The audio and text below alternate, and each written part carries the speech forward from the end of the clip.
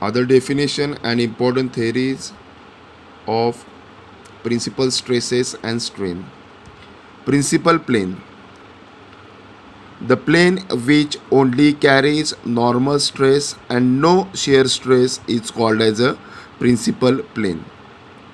Principal stress. The normal stress acting on the principal plane is called as a principal stress. Major principal stress. Maximum value of normal stress acting on the principal plane is called as major principal stress. Minor principal stress. Minimum value of normal stress acting on the principal plane is called as minor principal stress. Major principal plane. The plane which carries major principal stress is called as major principal plane. Minor principal plane.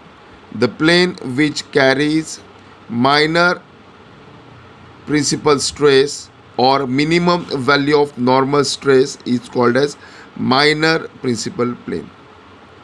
Resultant strain. The figure shows a member which is having AB as a oblique plane or inclined plane, which has normal stress sigma n and tangential stress sigma t, which gives a resultant stress sigma r as shown in the figure.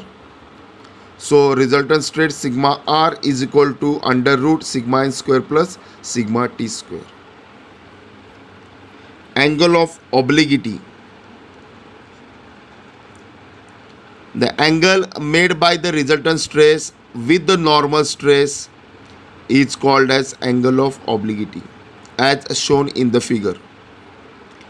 We know that tan phi is equal to opposite divided by adjacent.